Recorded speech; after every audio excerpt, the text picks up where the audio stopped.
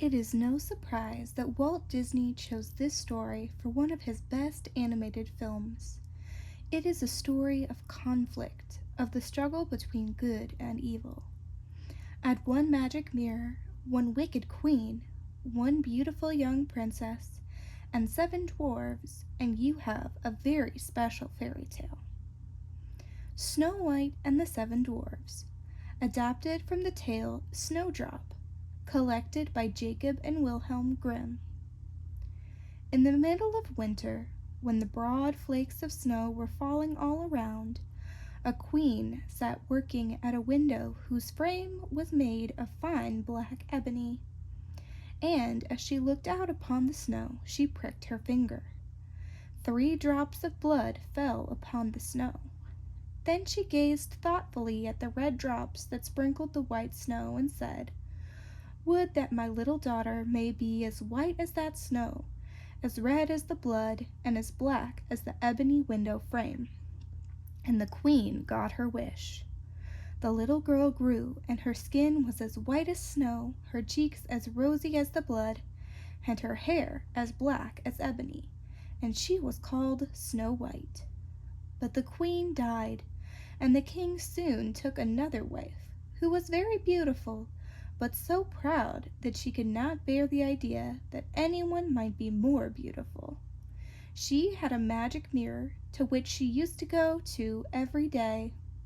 She would look at herself in the mirror and say, "Mirror, mirror on the wall, who is the fairest one of all?" And the mirror would answer, "You, queen, are the fairest one of all." But Snow White grew more and more beautiful, and by the time she was 7 years old, she was as bright as the day, and fairer even than the queen herself. Then one day, when the queen asked her mirror the question, the answer was, "Queen, thou may fair and beauteous be, but Snow White is more fair than thee." When the queen heard this, she turned pale with rage and envy. She called to one of her servants and said, "Take Snow White away into the wide wood, and make sure I never see her again." The servant led Snow White away to the forest, but his heart melted when she begged him to spare her life, and he said, "I cannot hurt you, pretty one." So he decided not to kill her, but to leave her to her fate in the forest. He thought she would probably be killed by the wild animals. Snow White wandered along through the wood in great fear. The wild animals roared about her, but none did her any harm. In the evening she came to a little cottage, and went inside to find a place to rest, for she could walk no more. Everything in the cottage was neat and tidy. On the table was spread a white cloth, and there were 7 little plates with 7 little loaves of bread, and 7 little glasses with wine in them. 7 knives and 7 forks were laid in their proper places, and by the wall stood 7 little beds. Snow White was very hungry. She took a little piece from each loaf of bread, and drank a sip of wine out of each glass. After that she decided to lie down and rest, so she tried each of the little beds. The first was too long, the next was too short, and so on, till at last she found the 7th bed to her liking, and there she lay herself down and fell asleep. After a time, in came the masters of the cottage. They were 7 little dwarfs who worked in the mountains and dug and searched about for gold and silver. They lighted their 7 lamps and saw quickly that all was not right. The first said, "Who has been sitting on my stool?" The second said, "Who has been eating off my plate?" The third said, "Who has been picking at my bread?" The fourth said, "Who has been meddling with my spoon?" The fifth said, "Who has been handling my fork?" The sixth said, "Who has been cutting with my knife?" The seventh said, "Who has been drinking my wine?" Then the first looked round and said, "Who has been lying in my bed?" And the rest looked round at their beds, and every one cried out that somebody had been upon his bed. but the seventh saw Snow White and cried out to his fellows to come look. They all stood in wonder and astonishment, and one said, "Good heavens, what a lovely child she is!" Being gentle souls, they took care not to waken her, and the seventh dwarf slept an hour with each of the other dwarfs in turn that night. In the morning, Snow White told them her story. The dwarfs took pity on her and said if she would keep their house in order for them, she could stay and they would take care of her. This pleased the girl very much, and she agreed. Then the dwarfs went out to their day's work, seeking gold and silver in the mountains. But before they left, they warned Snow White, saying, "The queen will soon find out where you are, so take care and let no one in." The queen, thinking now that Snow White was dead, believed herself to be the handsomest lady in the land. So she went to her mirror and said, "Mirror, mirror on the wall, who is the fairest of them all?" And the mirror answered, "You, queen, are fairest in all this land, but over the hills in the greenwood shade, where the dwarves their dwelling have made, there Snow White is hiding her head, and is lovelier far, O queen, than thee." The queen became furious when she heard this. She knew the mirror never lied, and realized that her servant had disobeyed her. She could not bear to think that anyone was more beautiful than she. So she disguised herself as an old peddler and went to the cottage where the dwarfs lived. When she got there, she knocked at the door and cried, "Fine wares to sell." Snow White looked out at the window and said, "Good day, good woman, what have you to sell?" "Good wares, fine wares," said she, "laces and bobbins of all colors." "I will let the old lady in," thought Snow White. "She seems to be a very good sort of person." So she ran down and unbolted the door. "Oh my," said the old woman, "how badly your dress is laced. Here, take one of my nice new laces." Snow White did not dream she was in any danger, but soon the old woman pulled the lace so tight that Snow White couldn't breathe, and in a moment she fell down in a dead faint. "There's an end of your beauty," said the spiteful queen, and she went home. In the evening the seven dwarfs returned to find Snow White stretched upon the floor, pale and motionless, as if she were dead. They lifted her up and, finding what was the matter, cut the lace. In a while Snow White began to breathe, and the color came back into her cheeks. After Snow White told them what had happened, the dwarfs said, "That old woman was the queen herself. Take care in the future, and let no one in when we are away."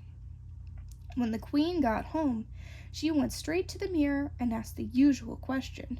To her great surprise, once more it said, "You, queen, are the fairest in all this land, but over the hills in the greenwood shade, where the dwarves their dwelling have made, there Snow White is hiding her head, and is lovelier far, O queen, than thee."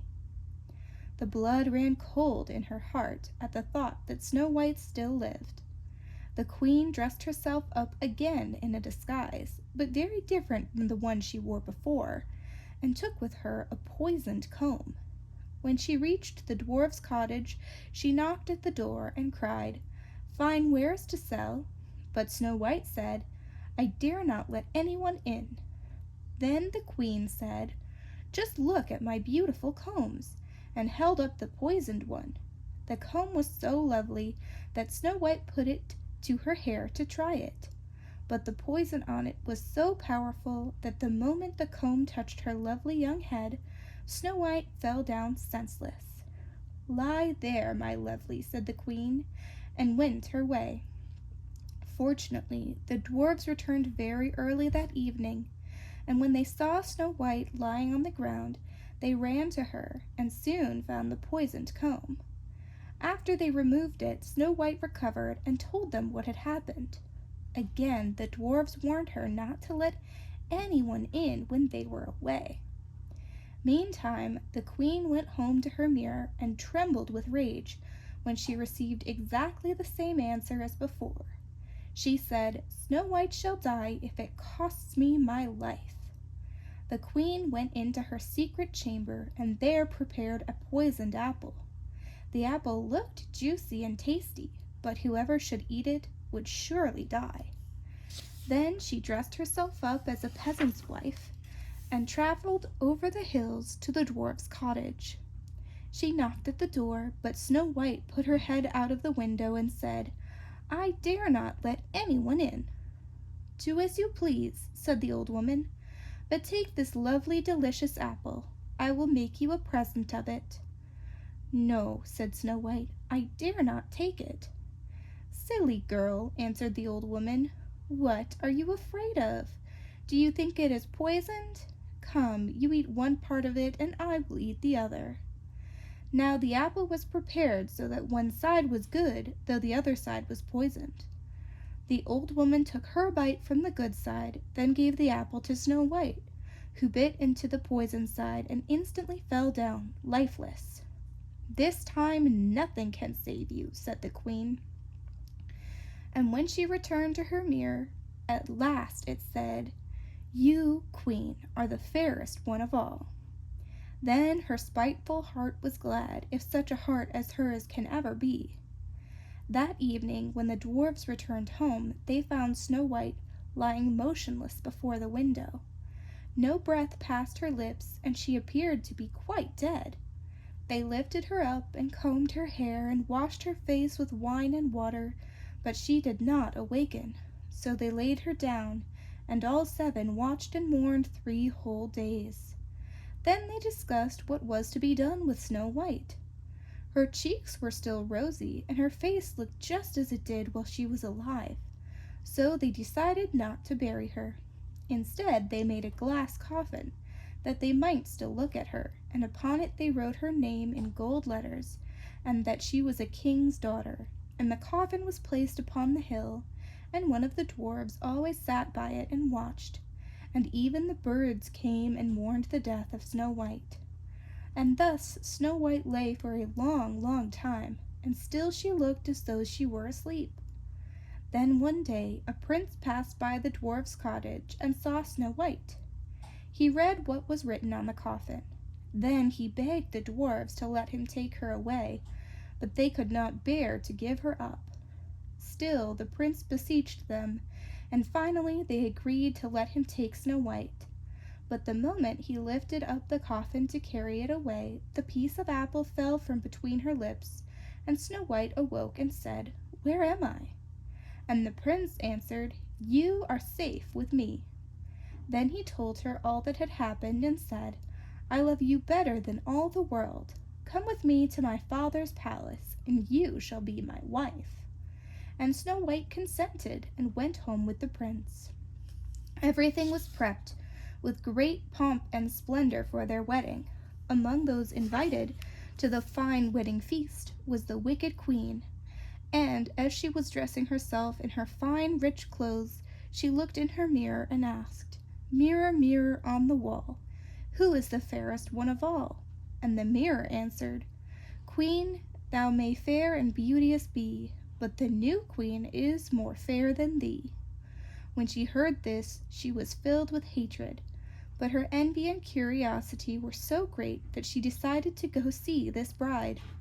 And when she arrived and saw that it was none other than Snow White, she choked with her own anger and hatred and died on the spot. And Snow White and the prince lived and reigned happily over that land for many, many years.